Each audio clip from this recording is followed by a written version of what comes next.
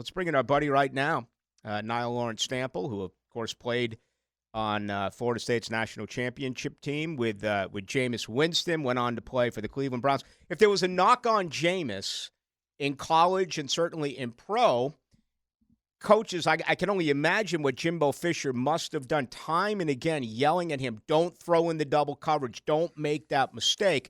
Jameis always, as great as Jameis was, he made those mistakes. Yeah, he was, but I feel like he was so confident.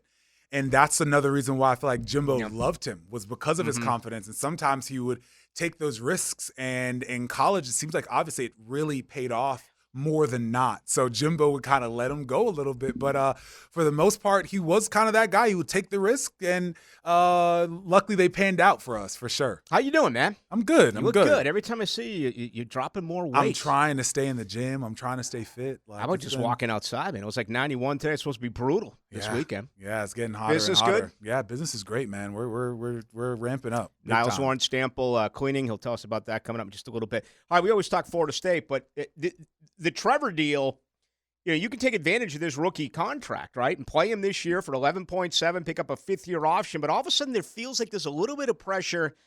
Get it done now. Get him paid. Keep him happy. And I have no problem with that, Nile, if I knew that he was going to be the face of this franchise and be a franchise QB. I don't know that after watching this past season. Yeah, this past season was interesting, but I think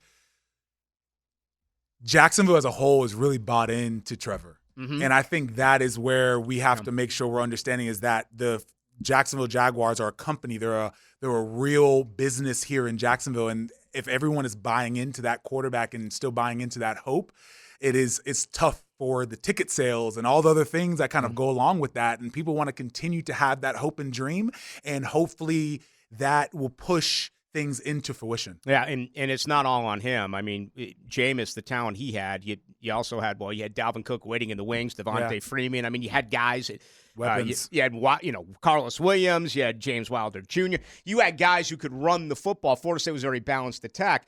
That was problematic around here last year. The Jaguars couldn't run the ball, and obviously that offensive line was injured. The wide receivers were injured. So there's a lot of blame to go around, but I'm one of those who's just like, let's just be patient here for one more year, see what he can do. You're going to have to make a decision soon.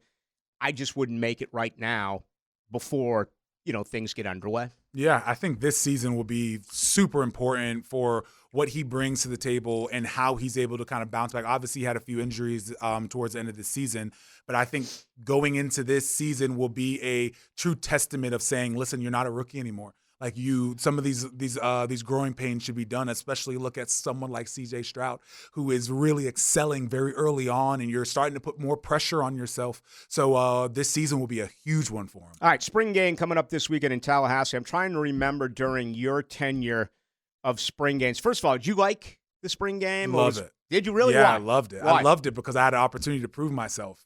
And as especially your first spring game, this is like your first kind of real game that you're playing in to where fans are there and people are interacting, and you get to show your coach on a bigger scale that you can perform. And I had a phenomenal spring game my freshman year, my redshirt freshman year. And it really showed that I could be a force to be reckoned with. And I built on that, and I use as momentum to go into that regular season. So I love the spring game, and I can't wait to see kind of what these some of these players will do. Yeah, it's going to be on TV tomorrow at 4 o'clock on the Atlantic Coast Conference Network, which I want to say on my direct TV, maybe channel 612. But I'm going to be playing some golf. I'll lay some tape and come back and watch it Saturday and or Sunday.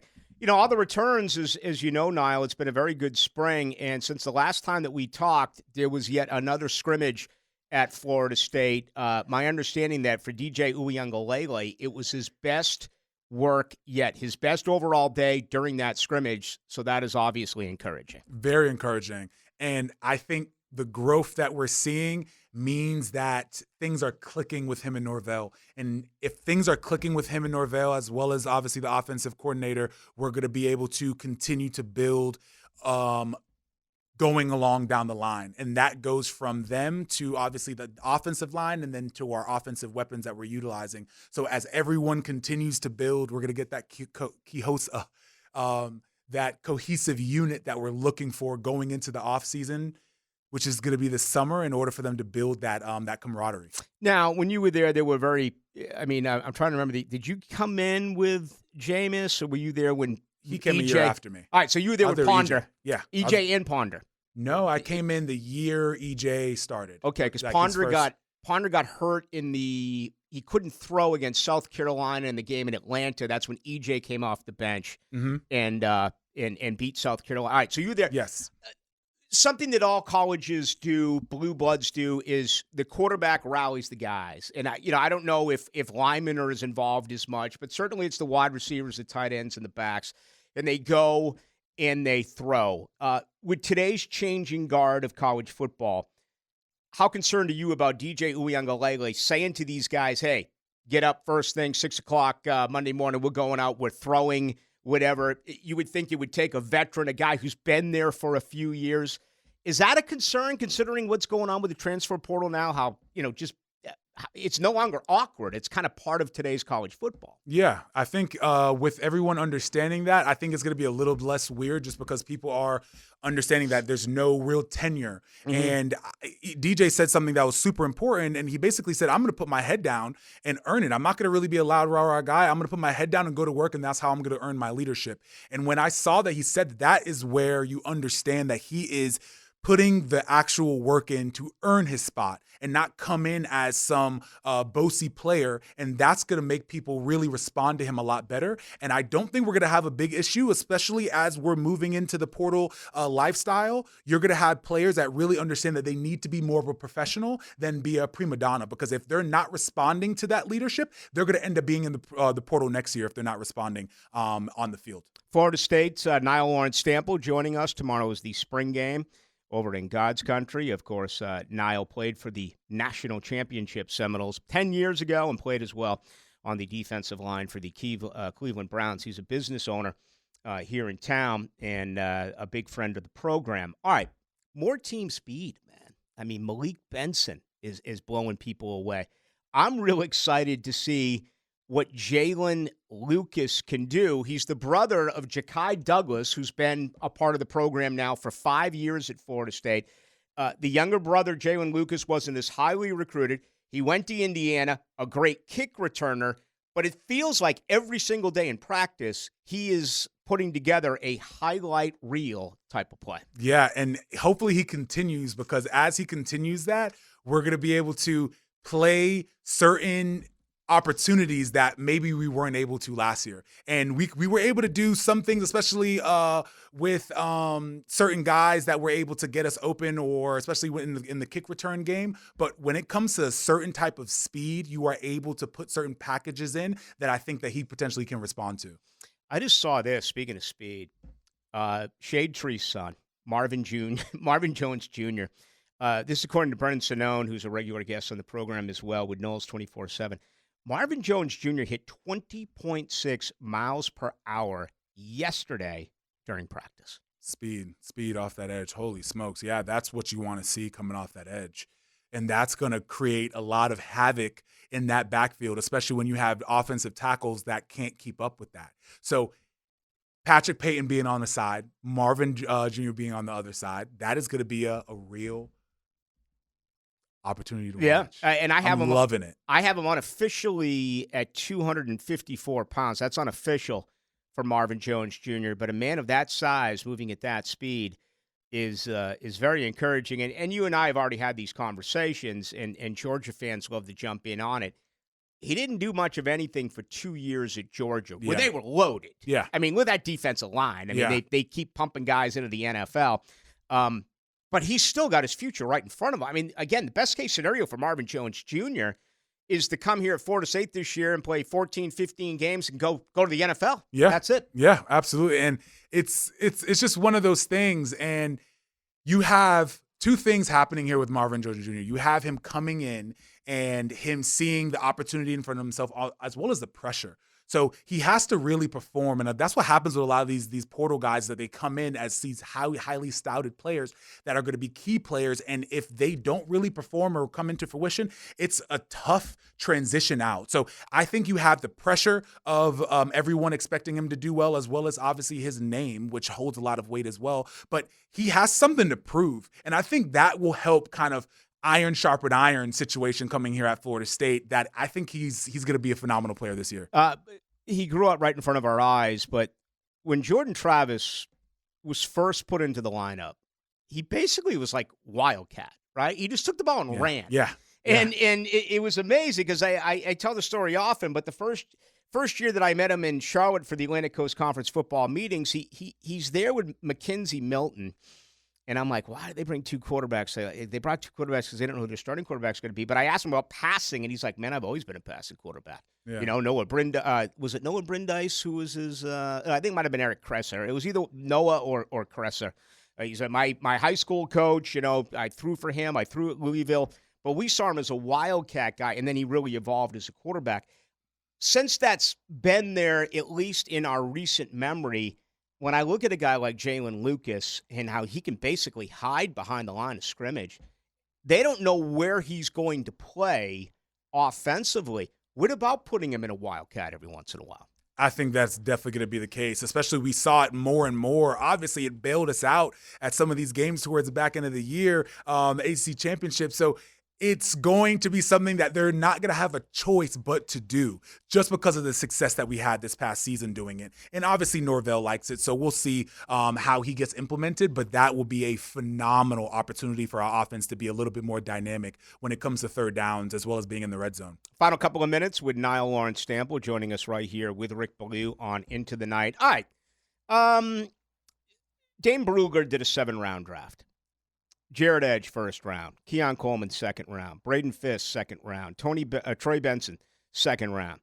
It goes on and on. Renardo Green, Johnny Wilson, Fabian Lovett, Jaheim Jones, Jaheim Bell, Jerian Jones, Jordan Travis.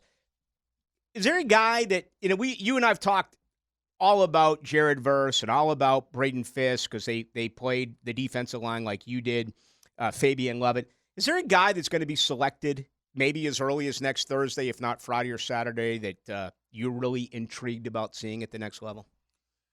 Oh, man, I would have to say for the most part, it's going to be probably Johnny Wilson. Yeah. I think he's going to be the guy, especially with people not thinking he's going to go as high or potentially produce as much in the NFL. I think he is going to be a very versatile player. I think he's going to be able to do a lot of things, and he was able to do them at Florida State. It sucks, obviously, there was some injury stuff there, and he needs a little bit more polishing, but I think the upside is going to be a lot more on Johnny Wilson just because of the doubters. Obviously, we have some going on with Keon Coleman, even though I think he's going to do well. But I think Johnny Wilson's going to be extremely exciting because he's kind of giving you that Kelvin Benjamin feel, but his work ethic, his tenacity, his ability to be able to grab the ball and secure the ball at that size is phenomenal to watch, and I can't wait to see it in the second level. Boy, Benjamin will always be a hero because he made the big reception against Auburn to win that national championship that you played on, but he ate himself out of the league, man. I don't think that's going to be the case for Johnny Wilson, but when I bring on these NFL analysts, more than half of them say the same thing. Is he better suited to be a tight end in the NFL when it's all said and done for Johnny Wilson? What do you think about that? I think that is a great point because when someone says that he could potentially be a tight end, that gives him options, right? That gives him options. He's obviously has the speed in order to be able to get upfield and get open, but he does have the size to play tight end. So if you can give him that option, that versatility, an offense is going to find a way to get him on the field. So I think that's great for his stock, and I think that that's something that teams will have to figure out how to do, as long as the player, it's the jockey, right? The jockey that is willing to put the work in to figure it out. You can't just blanket everyone. It's the person that's willing to do the work and figure it out that's going to be the most productive, and I think Johnny is that guy. All right, more changes in college football. I'm going to put you on the spot here. I'm not talking about the way of life and how it became your full-time job and stuff like that, but when it came to being on the field, was there one dramatic difference that you still remember from playing on Saturdays compared to playing on Sundays? So when it comes to the speed level, at least especially for me, as the injuries really plagued me. So at least some of the work that I was able to do in the next level, the speed is very close to the same. Mm-hmm. It's really not much different, but it's hard to say that because obviously you come from a school that is very high caliber. So we, especially at the caliber that I came out as. So you're playing super fast, super dynamic. You're running very complex defenses. So once when we transitioned over to Cleveland, it was very easy. It was not very difficult to get that speed and to get that. It was honestly a little bit slower just because things aren't as fast paced in terms of tackle or in terms of things. There's a lot of regulation there. So I think the transition should be fairly easy for majority of the players playing at a high caliber. The 2-minute warning is coming to college football. 2 minutes to go before half, 2 minutes remaining in the game. Like or dislike?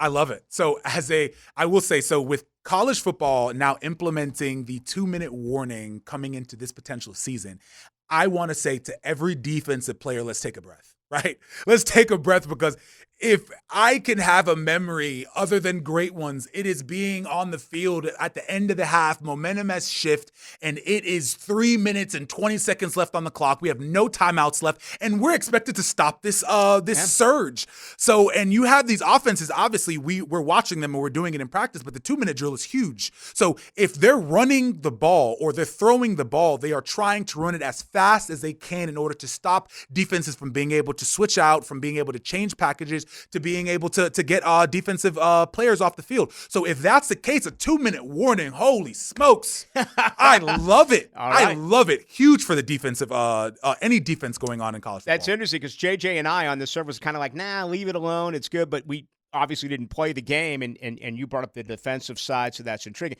The other one makes total sense. It's just like the NFL. They've adopted the green dot now. Mm-hmm. The coach and/or coordinator will be able to communicate with a player, obviously a quarterback, and you are able to do that until there's 15 seconds left on the play clock. Mm-hmm. Very similar to the NFL, so I would imagine you have no issues with that one. No issues whatsoever. There's so many times that you're like, okay, I didn't get to play with Nigel Bradham as much as I would have loved to, but what a dog. Nigel Bradham was an absolute dog. Telvin Smith, a dog. If they could have had a headset for them not to have to look at the sideline, and everyone's looking at the sideline, and they'd be able to get to that next play and get everybody in shape and let everybody know what that play is, you're talking about a much more efficient defense is in its entirety, especially being able to have somewhat of a communication of what's going on the field. So I think it is phenomenal. I think it's a little bit overdue, if you ask me, and I cannot wait to see how it plays out. Especially, it looks like they're not going to make it mandatory for all teams to do that. So it's going to be interesting to be able to get a real sort of understanding of if it's helping teams or not helping teams, or will teams switch over to it next year or not. So I'm looking forward to seeing what it looks like. Were you on the team when Florida State's defense was all looking to the sideline and James Davis of Clemson ran like 70 yards?